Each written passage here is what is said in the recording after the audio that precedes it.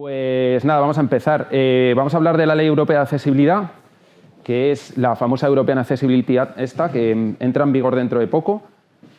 Y como hay mucho ruido y mucha gente hablando bueno, vamos a intentar concretar un poco y aterrizar qué es y si nos puede afectar, que a nada que os dediquéis a proyectos web, es fácil que sí, ¿vale? Entonces, primero vamos a empezar hablando de la situación en España. ¿De dónde venimos? Venimos de esas dos leyes, que son muy rollo. Vamos a hablar de leyes, reales decretos y cosas así. No os quedéis con... Si alguien quiere la presentación luego por profundizar en el tema, va a estar colgada y se puede acceder. Pero son temas un poco áridos. Entonces, que sepáis que venimos de esas dos leyes. La 34 se aprobó en el 2002 para el sector público y en el 2007 se aprobó con la Ley 56, que además de ampliar las obligaciones para el sector público, de obligaciones de accesibilidad para los proyectos digitales del sector público, pues se amplió a sectores de especial trascendencia económica. Ese concepto es interesante porque ¿qué es especial trascendencia económica? Los bancos, por ejemplo. Bueno, de hecho no puede haber más trascendencia económica que los bancos, las agencias de viajes, el suministro de luz, de gas y de personas. Ah, no, eso era Endesa. Vale, pues de luz, de gas y electricidad también cuenta como sector de trascendencia económica. Esos sectores están obligados a que sus proyectos fuesen accesibles, ¿vale? Y en el 2008 ambas entran en vigor. Entran en vigor el 31 de diciembre del 2008, en el 2012 para la parte que afectaba a las redes sociales. Entonces, desde el 31 de diciembre de 2008 existen obligaciones para el sector público y para ciertos proyectos. ¿A qué obligaba? Pues eso, a que las empresas privadas fuesen accesibles sus proyectos web, ¿vale? ¿Qué empresas habían afectadas? No todas, solo las que tuviesen más de 100 empleados y facturasen más de 6 millones de euros, ¿vale? A las empresas pequeñas no les afectaba. Vale, y la norma que tenían que cumplir era esa. Vamos a hablar de normas y a qué se asimilan en las WCAG, ¿vale? Ya veremos luego que no es una asimilación al 100%, pero más o menos, ¿vale? Porque si empezamos con las normativas estas europeas es un tostón. Entonces, esa más o menos era asimilable a la WCAG 2, que ya sabemos que no estamos ahí, estamos en la 2.2, ¿vale? Entonces, había un apartado que establecía obligaciones similares para los canales de redes sociales. Vamos a lo importante. ¿Ha habido sanciones con esto? Pues sí, sí que ha habido sanciones. Ha habido sanciones de ese tipo. ¿Os acordáis que os he dicho que por ejemplo, había sectores de trascendencia económica? Pues uno de ellos eran las agencias de viaje o el transporte, por ejemplo. ¿Vale? Pues eso, empresas de transporte ferroviario, transporte de vuelos. Entonces, a Iberia y Endesa le cayeron 30.000 euros de multa y la más sonada fue la de Vueling, que además hace poco creo que ratificó el Tribunal Supremo, el año pasado creo que fue el Tribunal Supremo, de 90.000 euros. Entonces, a Iberia y Endesa, incluso a Vueling, pues esas sanciones les pueden dar un poco igual porque son, bueno, relativamente baratas. El problema viene aquí, y es que, aparte, te imposibilitaba conseguir subvenciones y concursar a proyectos públicos durante X tiempo, ¿vale? Entonces, a Endesa le cayó durante un mes, a Vueling le cayó durante 6. Ahí ya no hace tanta gracia, ¿vale? Porque una cosa es que te sancionen con 90.000 euros y otra cosa es que durante 6 meses no puedas ver ni un duro de subvenciones. Bueno, aún así parece ser que no les importó mucho porque seguramente sus proyectos no sigan siendo accesibles, o sea, sigan sin ser accesibles. El sector público. Hay un Real Decreto que es ese, ¿vale? Que es el que marca la accesibilidad actual del sector público. Nos vamos a centrar más en el privado, pero quería hacer el repaso completo de cómo ha sido. En el 2016 se publica esa directiva. Luego vamos a hablar de la directiva que es la que lleva a la European Accessibility Act. Es importante saber que la directiva no tiene implicaciones legales para los proyectos, ¿vale? Porque las directivas europeas lo que obligan es a los Estados miembros de la Unión Europea a transponer a su ordenamiento jurídico, a hacer una ley, ¿vale?, que regule en cada Estado las directivas que emite la Unión Europea, ¿vale? Entonces, una cosa es que la Unión haga eso y otra cosa es esto, que el gobierno haga la transposición a una ley. En este caso fue un Real Decreto, ¿vale? Entonces, este es el Real Decreto que regula el sector público. Como imagino que la gran mayoría de aquí trabajaremos en el sector privado y es donde existe la novedad, vamos a dejar el sector público un poquito más al lado, pero bueno, el recorrido es ese, ¿vale? Entonces, nos vamos a ir al escenario actual, ¿vale? Esta ley de aquí, la 11, es la que ha traspuesto la directiva europea, la famosa, ¿vale? La European Accessibility Act. Entonces, ¿qué pasó? Había unos plazos. para transponer la directiva, ¿vale? La directiva se hizo en el 2019 y dijo la Unión Europea, tenéis hasta el 28 de junio del 2022 para hacer esto, meterlo en vuestras leyes. Entonces, el gobierno, por lo menos el español, pues como siempre, va a su ritmo.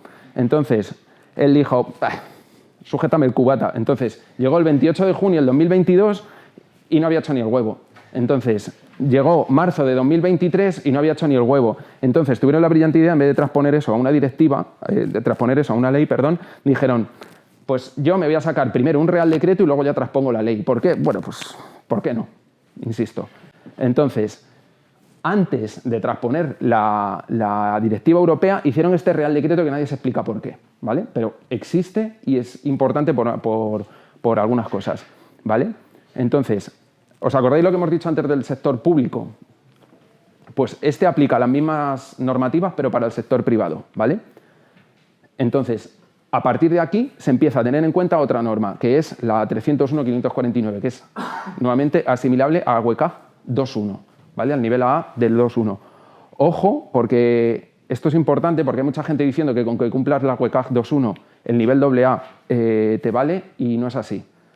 Hay algunos matices, de hecho, si alguien quiere profundizar, hay aquí donde rascar, porque una cosa es la norma y otra cosa son las WCAG, pero bueno, vamos a ponernos dado el escenario que hay, en el que la accesibilidad está tan poco cuidada, vamos a centrarnos en lo más práctico, vamos a centrarnos en las WCAG.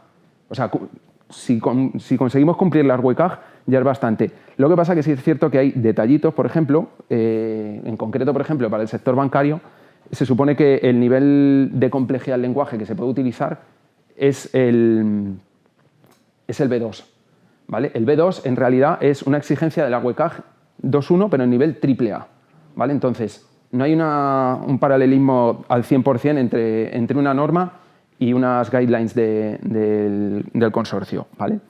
Pero bueno, nos quedamos con eso, con la WCAG 2.1 al nivel AA más o menos, ¿vale? También existen una serie de obligaciones informativas, bla, bla, bla. Fechas del Real Decreto. Digo bla, bla, bla porque es una cosa que, o sea, primero hazlo accesible y luego ya informa de que eres accesible, pero primero céntrate en que sea accesible, ¿vale? Entonces, las fechas de este Real Decreto es el 1 de enero de 2029 para que los proyectos sean accesibles, ¿vale? Si son nuevos, con tranquilidad, porque total, ¿qué más le da a la gente que no puede acceder a Internet esperar 4 o 5 años más? Que se jodan, ¿vale? El 2025 si son públicos, ¿vale? Bueno, los de públicos ya tendrían que ser accesibles, pero bueno, vale. Bueno, en fin. Un año más tarde si son proyectos que ya existan, ¿vale? Ojo porque aquí hay una fecha que es el 1 de enero, ¿vale? Es el 1 de enero de 2030. Esto ya nos empieza a interesar más. Proyectos ya existentes, el 1 de enero, según el Real Decreto, el 1 de enero de 2030 tienen que ser accesibles, ¿vale? Ahora vamos, ¿a quién le afecta este Real Decreto? Pues a todos los que pongan un bien o un servicio a disposición del usuario, es decir, a cualquier proyecto, porque todos venden o bienes o servicios. O sea, es muy raro que alguien no venda bienes o servicios, ¿vale? Entonces, todos los sectores que no estaban incluidos anteriormente se ven afectados por este Real Decreto. Esto es solo para España, ¿vale? Es importante que es solo para España, porque lo divertido viene ahora. Vale, la Ley 11 de 2023. ¿Os acordáis de la directiva esta europea, Tostón, la del 2019, que la retrasaron? Vale, pues llega el 2023 y con casi un año de retraso dicen, venga, vamos a hacerlo ahora, pero lo vamos a hacer mal, además. ¿Por qué? Porque como no queremos que nos multen, pues vamos a meter otras 5 directivas, hacemos ahí un salpicón de marisco, y metemos otras 5 directivas también en la misma ley. ¿Por qué? Porque así evitan la multa. Entonces, si os veis, la Ley 11/2003 habla de migración, habla de, no me acuerdo de qué más, habla de esto, se habla de un montón de cosas que no tienen que ver con accesibilidad, ¿vale? Pero bueno, el caso es ese, que tienes que ir saltando de apartado en apartado para ver qué habla de accesibilidad. A partir de ahora, de este momento en el que la aprobaron, que fue en mayo de 2023, el nuevo marco jurídico es este, ¿vale? Con lo que nos tenemos que quedar es que hay un Real Decreto y una ley. Ya está, ¿vale? ¿Por qué? Porque establece unos plazos que son estos, ¿vale? Ahora voy con una cosa que han hecho mal. Otra más. 28 de junio de 2025 para proyectos nuevos, 28 de junio de 2030 para los ya existentes. Yo he leído por ahí muchos artículos y hay gente que está ofreciendo fechas un poco confusas. hasta donde yo sé, y esta aclaración quizás la tenía que haber hecho al principio, pero como comprenderéis, no soy abogado, ¿vale? Entonces, antes de meteros en líos en vuestras empresas, aseguraos de hacer una lectura profesional de la ley. Yo os digo lo que he leído, he leído muchos artículos, he hablado con mucha gente que sabe más de accesibilidad, más de legislación que yo, tanto de España como de fuera. Entonces, he hecho esta interpretación, ¿vale? Hay gente hablando de otros plazos. Los plazos son 28 de junio de este año para proyectos nuevos. Es decir, todo proyecto, si tú sacas un proyecto nuevo el 29 de junio y no es accesible, es susceptible de que le caiga una sanción, ¿vale? Y el 28 de junio de 2030 para los que ya existen, ¿vale? Entonces, problema de esto, que hicieron una cosa mal, nuevamente, que fue derogar, ¿os acordáis de la disposición adicional quinta, esa de la ley de no sé qué? Bueno, pues la han quitado. Resultado de esto, que hay, voy a adelantar, esto, hay un vacío temporal, ¿vale? Es decir, desde que aprobaron la ley hasta el 28 de junio podemos hacer lo que nos dé la gana, ¿vale? Nos podemos cargar, si queréis, los proyectos, no hace falta que sean accesibles porque no hay un marco legal que los regule. Entonces, hasta el 28 de junio podemos hacer, es como si se hubiese ido el profe de clase, ¿vale? No hay nadie vigilando. Eso sí, el 29 de junio, cagaos, ¿vale? ¿Por qué han hecho esto? Bueno, pues yo qué sé, pues porque la gente a veces hace cosas raras con las leyes y pasan situaciones tan absurdas como esta, que se supone que a quien pretendes proteger, temporalmente lo dejas desprotegido.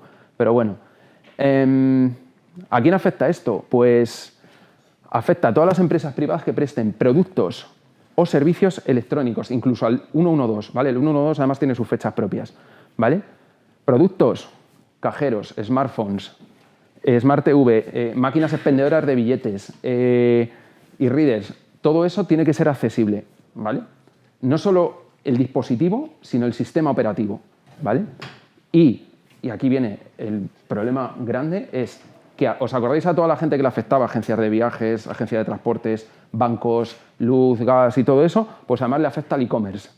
Y claro, el e-commerce es un sector descomunal, ¿vale? Entonces, a partir del 28 de junio, todos los e-commerce tienen que ser accesibles. Si son nuevos, desde el 28 de junio de este año, y si son existentes, se supone que pueden seguir prestando su servicio sin ser accesibles hasta el 28 de junio de 2030. Ahora vamos con eso. ¿A quién no afecta? A empresas pequeñitas, ¿vale? ¿Por qué? Pues porque les supone a lo mejor una carga muy grande. Entonces, han dejado fuera a las microempresas. ¿Y qué se entiende por una microempresa? Empresa de menos de 10 personas y que facturen menos de 2 millones de euros. Esas empresas no tienen que cumplir la ley, ¿vale? De accesibilidad. Puedes hacer un proyecto, puedes hacer un startup de venta de camisetas con 3 personas, con tus colegas, que no hace falta que sea accesible de momento. En cuanto crezca a más de 2 personas, empieces a facturar más de 2 millones, ahí sí, ¿vale? También contempla excepciones por carga desproporcionada porque hay una modificación sustancial. Es decir, si tu proyecto es imposible hacerlo accesible sin cargártelo, no se me ocurre un ejemplo, pero yo qué sé. Bueno, imaginad un proyecto que si lo intentas hacer accesible ya es otra cosa completamente diferente. No estarían obligados a cumplirlo, pero claro, todo eso no vale con que tú lo digas. No, es que mi proyecto no se puede hacer accesible. Tienes que justificar y hay un organismo de evaluación, ¿vale? O sea, te van a pedir muchos papeles, solo por eso ya ni merece la pena. Vale. ¿Qué pasa si no se cumple? Pues lo que vimos en el anterior caso. Sanciones de 30.000 euros y de 90.000, ¿vale? Las mismas que vimos que le habían puesto a Iberia y a Vueling, pues eso. Y lo mismo, imposibilidad de acceder a subvenciones y ayudas públicas, ¿vale? Como mucho un año, ¿vale? Es una penalización que, bueno, la ley, claro, si la acota solo al ámbito español, dices, a lo mejor me compensa, a lo mejor llega Telefónica y dice, esto se está grabando, ¿no? Vale, pues, bueno, que les den. Vale, pues a lo mejor llega Telefónica y dice, es que me da igual hacer mi proyecto accesible porque soy Telefónica, te pongo aquí 90.000 pavos y ayudas públicas a que me compro el Estado, si no me lo he comprado ya. Pues ya está, pues. Vale, pues hay un problema para Telefónica que ahora veremos. Pero bueno, esto es el vacío temporal que os decía, esta transparencia tenía que haber ido antes, pero bueno. Problema. Tenemos, por un lado, proyectos nuevos, por otro lado, proyectos ya existentes. Vale, ¿qué pasa con un proyecto existente si le añades una nueva funcionalidad? No se sabe, ¿vale? Como siempre, la legislación es ambigua y está sujeta a interpretaciones. Entonces, no se aclara si tú tienes un proyecto que ya existe y el 29 de junio le añades una nueva funcionalidad, si tiene que ser accesible a partir de ese momento, porque técnicamente el producto ya no es el mismo. Tú estás autorizado a no ser accesible hasta el 2030 si tu producto no sufre variaciones. Si sufre variaciones, la norma es muy ambigua. De hecho, hay un artículo muy pequeñito, que es el que está enlazado ahí, ¿vale?, al respecto. Entonces, hay precedentes anteriores, y aquí hay enlazadas algunas conversaciones con gente pues en LinkedIn, con Ronnie Hendricks, por ejemplo, gente así, en las que se habla que por los precedentes es más que probable que sí que tengan que ser accesibles. Entonces, esta charla está hecha para meteros miedo, básicamente, ¿vale? Entonces, mi labor es meteros miedo y existe fundamentos para que tengáis miedo, porque puede que el 29 de junio añadáis una nueva funcionalidad y le voy a añadir aquí un chat, aquí abajo a la derecha un nuevo chat para que el usuario pueda hacerle preguntas a un asistente de IA. ¿Vale? ¿Es accesible? No, pues se te ha caído el pelo. Pero si mi producto ya existía, ya pues haber hecho las cosas bien desde el principio. Entonces, ya digo, no es seguro. Ahora, ¿queremos arriesgarnos a pensar, a dejar en manos de un organismo regulador el hecho de si nos va a caer una sanción o no, la interpretación del juez de turno? Ahí esos son los riesgos que quiere evaluar cada uno. O sea, yo tengo claro cuál es mi posición, pero lo tiene que evaluar cada uno, ¿vale? Hasta ahora hemos visto la situación en España. Entonces, la situación en España para las empresas españolas es, bueno, relativamente grave, porque tienes unas sanciones, no ayudas, lo que decíamos antes de Telefónica, bueno, pues no me preocupa mucho. Vale, ahora hay una cosa muy graciosa y es que en Europa, igual que nos obligan a los españoles, obligan a todos los estados a que antes del 28 de junio haya una legislación que entre en vigor. Para nosotros es la ley esa, ¿no? La que acabamos de ver junto al Real Decreto, ¿vale? Vale, pues ojo, porque esto afecta ya no solo a las empresas europeas, afecta a cualquier empresa que haga negocios en Europa. No, yo como soy una empresa estadounidense, pues puedo hacer lo que me dé la gana, y que es una cosa que suelen hacer mucho, y puedo no respetar la ley. No, si haces negocios en Europa la tienes que respetar, ¿vale? Porque si no, estás sujeto a sanciones, ¿vale? Entonces, este es el problema. El problema es que te pueden ir sancionando en cada país en el que comercies. Si tú eres una empresa que hace negocio por toda la Unión Europea, te pueden caer hasta 27 sanciones, ¿vale? Una por cada país. Te haces ahí el Interrail, pero en versión sanción, ¿vale? Entonces, ¿qué pasa? Que España, las sanciones de España, bueno, 90.000 euros, ayudas públicas, etcétera. Vale, pero a veces en los países de la Unión Europea se toman las cosas más en serio que los españoles. En Croacia, fijaos, las multas son más bajas, 2.000 euros, 50.000. Bueno, no pasa nada, me pago 10.000 euros en multa y no pasa nada. Hostia, en Francia ya es 250.000, esto ya me hace menos gracia. Como me pongan una multa en Francia, ya no son 90.000 euros. En Alemania es medio millón de euros, ¿vale? Empiezas a sumar, ¿vale? En Austria, Bélgica y Hungría es que me pueden suspender el servicio. Directamente es que pueden decir, no, tú no puedes hacer negocios en mi país, ¿vale? Bueno, Hungría, al paso que van, no van a estar ni en la Unión Europea en breve, entonces a lo mejor se libran de esto, pero bueno, Austria y Bélgica, ¿vale? No puede haber nada más belga más de la Unión Europea que Bélgica, ¿vale? Entonces, te pueden suspender el servicio, ahí ya directamente lo que pierdes son millones de clientes, ¿vale? Y luego va a Irlanda, que llaman a pijo sacao, y entonces ellos han decidido que te pueden meter en la cárcel directamente. Te meten una sanción, pero es que además te pueden meter en la cárcel. Entonces, tú eres el CEO de una empresa que vende camisetas, de repente te llega una multa en Alemania, 500.000, otra de 250.000 en Francia, y no puedes ir a Dublín a ver a tus colegas porque tienes una orden de detención. Y todo por no poner los atributos altos en las imágenes.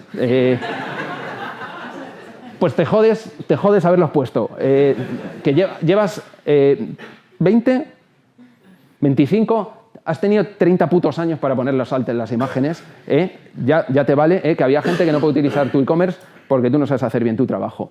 Vale, Estados Unidos. Esto es muy gracioso porque esto estaba pensado antes de que llegase Trump. Ahora mismo, seguramente, la de gente con discapacidad, si no los deportan a una cárcel en El Salvador, con Bukele, pues, bueno, bastante que siguen viviendo en el país y que no lo meten en campo de concentración. Entonces, teóricamente, existe una ley que es la ADA, el American with Disabilities Act, que se supone que tienes que hacer accesibles los proyectos web. No los proyectos, perdón. Los alojamientos o establecimientos.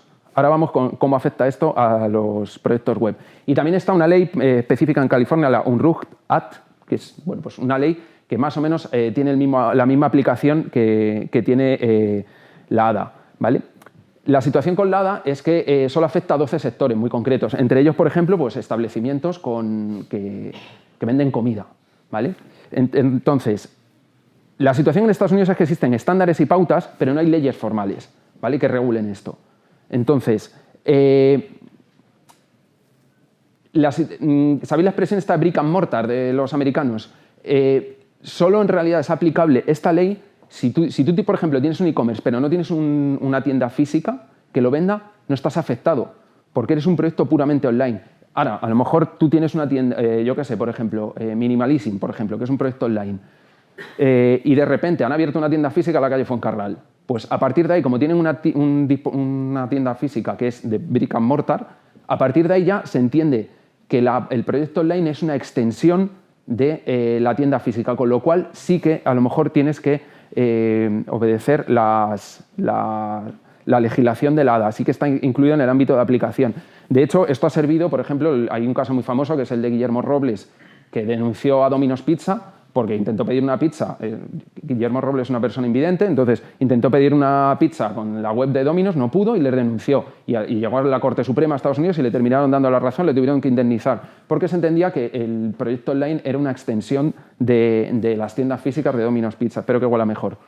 Entonces, con esta ley, el número de demandas en Nueva York y en California se ha duplicado. Ya sabéis lo que le gusta a los americanos, denunciar cosas, eso y acabar con la democracia, es lo que más les gusta. Entonces, de 2018 a 2023 han duplicado las denuncias.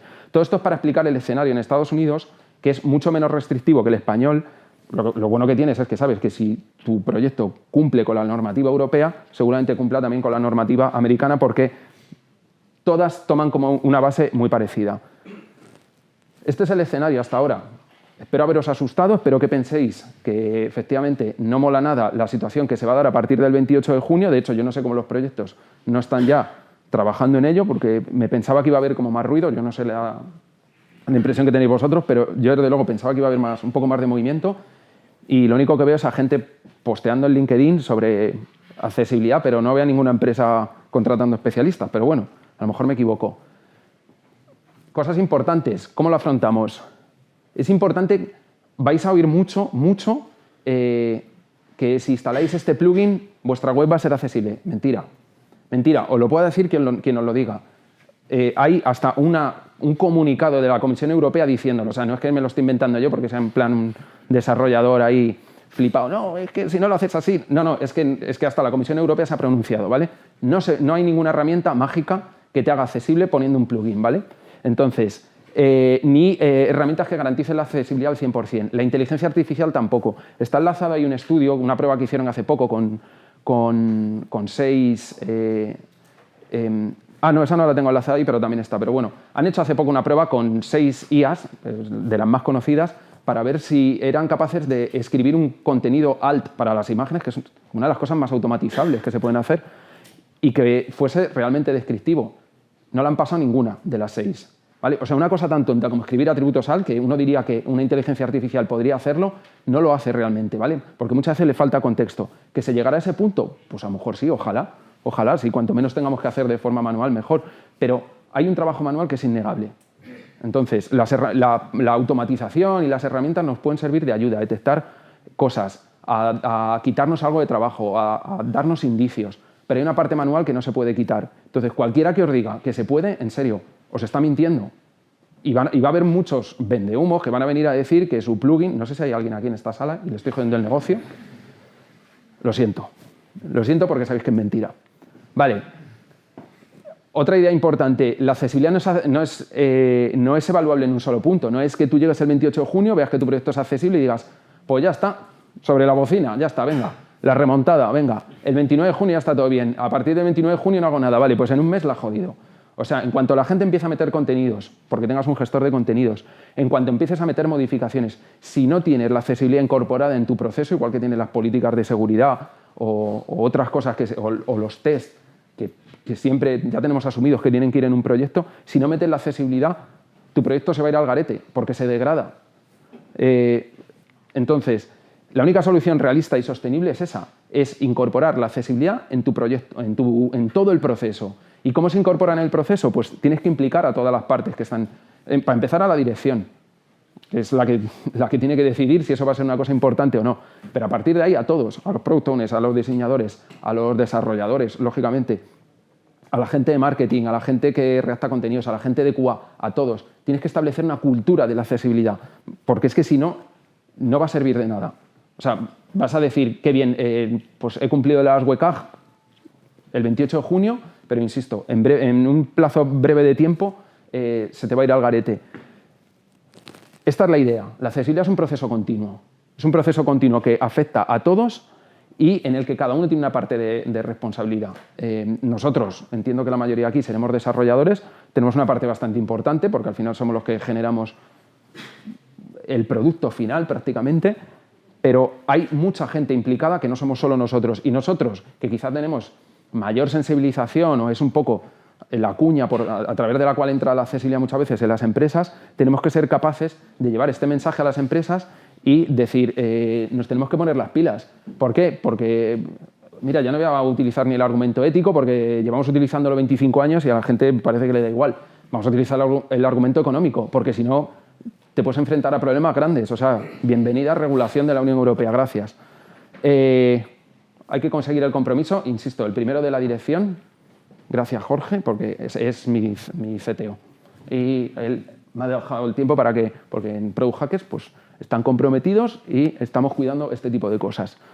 Entonces, ¿cómo se consigue? Lo digo por si lograseis convencer a vuestras empresas de hacer esto. Lo primero es eso, recabar apoyo y crear conciencia. Tiene que haber gente en la empresa que esté implicada en el asunto y que sepa que es importante y sepa que hay que actuar ya. Tenemos que examinar el entorno, tenemos que ser conscientes de en qué situación respecto a la accesibilidad está en la empresa, que seguramente esté, la mayoría de ellas entiendo que estará en un estado bastante poco cuidado. Da lo mismo, es simplemente saber las situaciones, aunque sea mala, pero tengo que saber en qué punto estoy.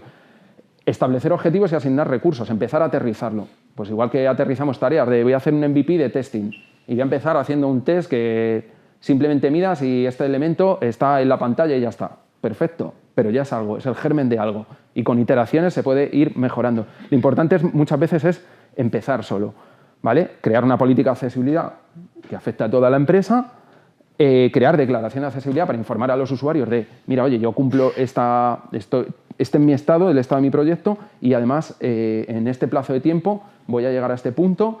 Te pongo un canal a tu disposición para que me cuentes problemas que tienes y yo los intente solucionar. Y luego crear un proceso de vigilancia por lo que decíamos antes, porque si no se cuida la accesibilidad se degrada.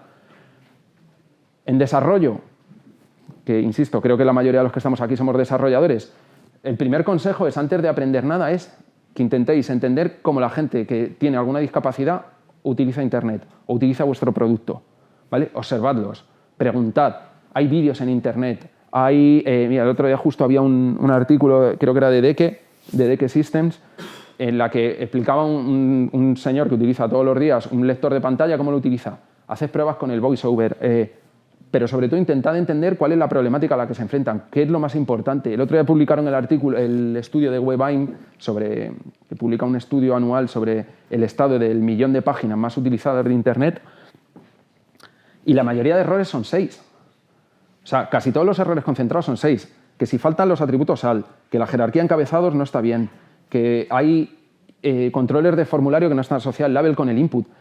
Cuidando esos 6 errores nada más, ya nos quitamos un montón de errores que afectan en el día a día. Luego ya vendrá el tiempo de la validación, pero vamos a hacer que por lo menos sea fácil de utilizar. Con un trabajo mínimo, con un pequeño esfuerzo conseguimos una ganancia muy grande, ¿vale? Ahí viene eso, mejorar nuestro HTML, nuestra CSS y nuestro JavaScript y entender cómo impacta eso en la accesibilidad. Porque muchas veces no somos conscientes de que saltarte un encabezado a lo mejor a una persona le supone un problema. O hacer un div con un botón, o sea, hacer un botón que sea un div. Si yo le pongo un clic y funciona también, ya pues es que te estás cargando un montón de cosas que a la gente que utiliza el lector de pantalla le vienen bien y lo que te mereces es que te amputen las manos por utilizar un div para poner un botón. Todos lo hemos hecho. Pero nos merecemos que nos amputen las manos. En serio, no lo hagáis. No seáis chapuza, no, poned un botón, joder, si tenemos un elemento en HTML para eso. Vale. Podemos utilizar herramientas de evaluación automática, lo que os decía antes. Nos van a dar pistas y nos van a ayudar. No nos van a cubrir, en los estudios que os decía antes del 100%, entre un 30 y un 40% de los errores de accesibilidad son validables con herramientas automáticas, no más. Pero, joder, ya es un 30 o un 40% que no lo tenemos que hacer nosotros. Pues utilicémoslas también, ¿vale? Y luego, sobre todo, es un cambio de paradigma que muchas veces hagamos autocrítica y creo que muchas veces no pasa en el sector del desarrollo, es poner al usuario en el centro del proceso. Somos un poco egocéntricos y a veces nos queremos lucir, a veces queremos hacer un código que sea muy bueno y que sea muy complejo y que sea muy inteligente y que sea muy escalable. Si al usuario no le sirve, nuestro código es una mierda, es así. O sea, lo único que importa es que el código le sirva al usuario. El ego y la calidad del código y que lo complejo del algoritmo es irrelevante, absolutamente irrelevante. Solo importa el usuario, que es al que servimos. Entonces, conclusión de esto, pues que además de todo lo que hemos visto de cumplir la ley, si hacemos los proyectos accesibles, por si nos faltaban incentivos, digo, lo de no ir a la cárcel si queréis ir a Dublín, pues podemos aumentar el mercado, ¿vale? Porque podemos aumentar, si trabajamos en un e-commerce, podemos aumentar la gente, la parte que llega del funnel de captación de clientes, podemos mejorar el SEO, la accesibilidad y el SEO suelen ir muy unidos, podemos aumentar la tasa de conversión y disminuir la tasa de rebote también, podemos aumentar la tasa de retención, quiero decir, podemos aumentar un montón de números importantes en un e-commerce que a la gente de marketing y de ventas van a estar encantados. Aumenta la reputación también, igual que si no la cuidas la disminuyes, si la cuidas la aumentas. De hecho, esto es muy triste, pero la accesibilidad este año está un poco de moda, es como la sostenibilidad. Entonces, aunque sea simplemente para poder decir que lo haces, hazlo. O sea, quiero decir, da igual las motivaciones que te lleven, si es el dinero, si es la publicidad. El caso, lo único que importa es la realidad. La realidad es que el proyecto sea accesible. Si es porque quieres que la gente poder presumir luego, hazlo. Solo importa que el proyecto sea accesible de verdad. Y si puedes con eso utilizarlo para malmeter contra la competencia, utilízalo. O sea, y si puedes incluso, tú te aseguras que el 28 de junio tu proyecto es accesible. Y el 29 de junio lo que haces es denunciar a la competencia. Hazlo. O sea, yo voy a ser de los desgraciados que el 29 de junio me voy a poner a denunciar a todo el que tenga un proyecto que tenga que cumplir la ley y no lo esté cumpliendo. Os animo a todos a que hagáis lo mismo y pongáis denuncias, ¿vale? Porque eso significa más curro para nosotros. Y luego, por último, impulsar la innovación. Es una consecuencia un poco solo en empresas más grandes, no en empresas más pequeñas, pero bueno, al final trabajar la accesibilidad puede llevar a hallazgos que se lo digan a Apple, que es una empresa que, lejos de ser una empresa con la que yo tenga muy buena relación, pero hay que reconocerles que la parte de accesibilidad siempre la han cuidado mucho y le ha llevado a innovaciones tecnológicas importantes, ¿vale? Entonces, tú te pones a cuidar la accesibilidad y de repente llegas a hallazgos que no esperabas.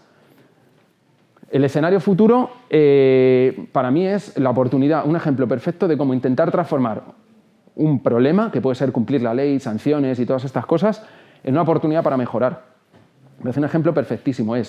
A mí me han obligado, lo tenía que haber hecho, sé que lo tenía que haber hecho desde hace tiempo y no lo he hecho, pero me han obligado a cumplir la ley. Vale, como lo del carnet por puntos, que uno de repente se da cuenta que le han obligado a conducir a 120 como mucho, y con el tiempo dice, joder, si es que en realidad conduzco mejor así, es que no sé dónde iba tan agobiado. Pues esto es un poco así, es una oportunidad para mejorar nuestros productos digitales y lo único que falta pues es ponerse a trabajar en ello. Hay información en Internet, yo voy a dejar, bueno, ahí tenéis el Blue Sky mío, me podéis contactar por LinkedIn si queréis para información de la presentación, de por dónde empezar, o sea, quiero decir, estoy abiertísimo. Y de hecho estaré encantado, me hará mucha ilusión si alguien me contacta después, que no sea para denunciarme, sino para hacerme preguntas sobre este tema, ¿vale? Solo queda que nos pongamos a trabajar en ello. Os dejo ahí los agradecimientos y las referencias, porque sobre todo el primero, Olga Carreras, la presentación está llena de enlaces a su página. Es la persona, yo creo que en España, que mejor trabaja la accesibilidad desde el punto de vista legal, sobre todo. Si hay alguna duda sobre todo esto, en artículos de Olga Carreras, que yo lo utilizo mucho como base para prepararla, está ahí, ¿vale? Entonces, os aconsejo que vayáis a ese blog y leáis los artículos. Algunos son muy densos porque son un desglose súper detallado de la legislación y es un tema un poco árido, pero bueno. Hay un artículo también de Rosa Mozoto, de Iberus, y la gente de DK Systems, que os comentaba antes, también tiene artículos. Hay muchos más artículos que he leído, insisto, los puedo compartir con vosotros.